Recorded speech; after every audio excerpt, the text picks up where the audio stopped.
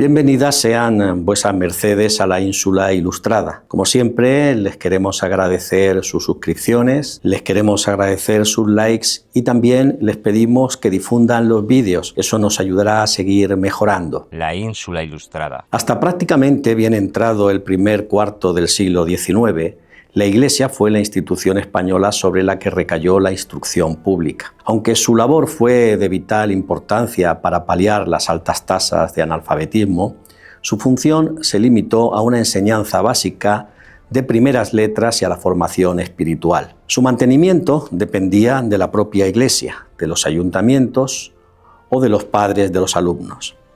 Habitualmente se financiaban a través de las aportaciones de eclesiásticos o nobles, de herencias y donaciones y de las aportaciones dinerarias de los padres. Algunas órdenes religiosas, como la de los escolapios, dominicos o jesuitas, sostenían algunas escuelas gratuitas. Esta encomiable labor, no obstante, no era eficiente en términos de calidad educativa al carecerse de un corpus oficial y reglado de contenidos o materias a impartir y, en cierta medida, la ausencia de un profesorado profesionalmente preparado. Las corporaciones municipales preliberales, en algunos casos, nombraban un maestro que sustentaban con fondos municipales y éste impartía clases en su domicilio como norma general. Será con la Constitución de 1812 cuando comenzará a regularse la educación primaria, haciéndola universal, pública y libre.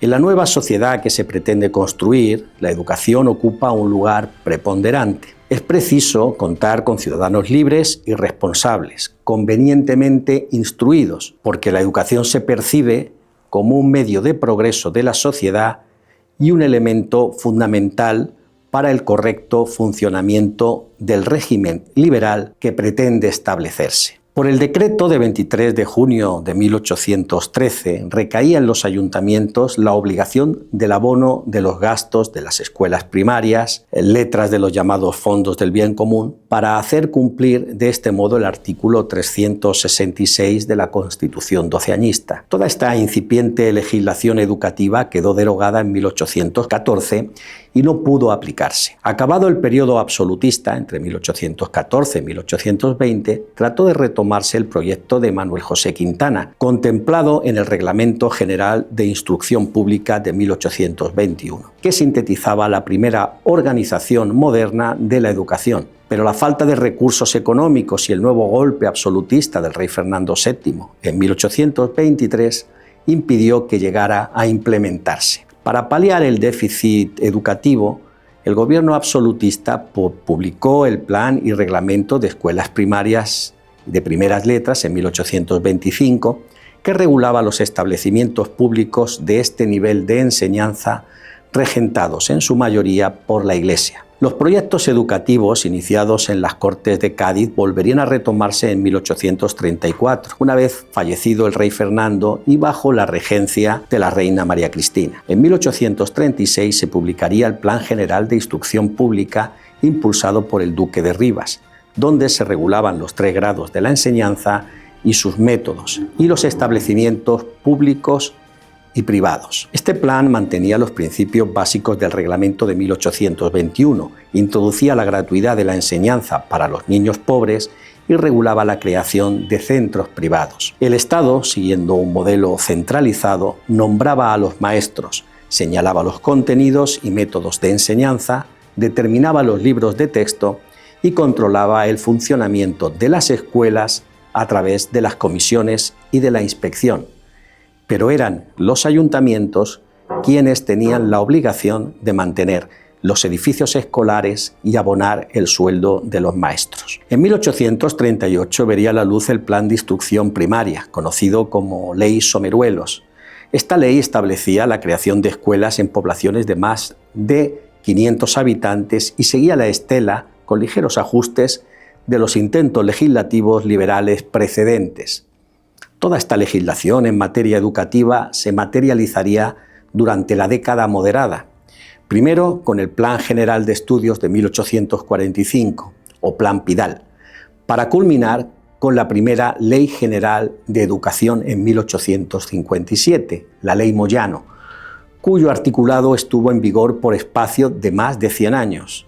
Esta longeva ley planteaba un modelo educativo centralizado y jerarquizado en el que la dirección y la inspección de la escuela corresponde al Estado, pero impone a los municipios la obligación de financiar las escuelas. Divide la enseñanza primaria en elemental y superior en función de las materias impartidas, siendo la enseñanza elemental obligatoria para todos los españoles.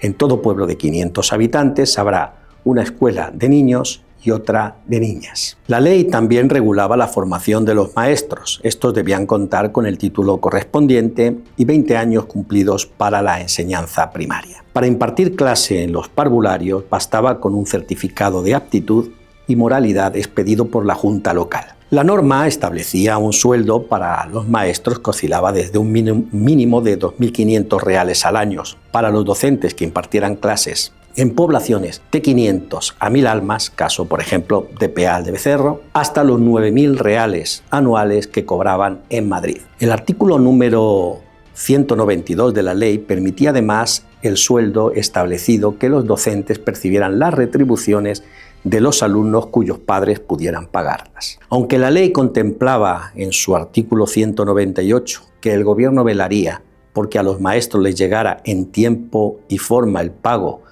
de sus emolumentos y se legisló sobre ello, el retraso en el abono de sus sueldos fue una constante hasta entrado el siglo XX. Este hecho llegó a colocar al profesorado en más de una ocasión, tal y como demostró el trabajo de Díez García, en una situación límite de renunciar a su profesión o de caer en manos de usureros y prestamistas que no llegan a depauperar no solamente las nóminas de los maestros, sino también su vocación y espíritu. En 1863, un inspector de educación de la provincia de Córdoba se lamentaba en un informe dirigido al Ministerio de Fomento que el profesorado, además de sufrir un atraso de 6 meses en la percepción de su sueldo, que supone para ellos y para las escuelas un mal de consideración en todas las épocas, ahora va a ser más aflictiva su situación por su condición de padres que en la época que se acerca,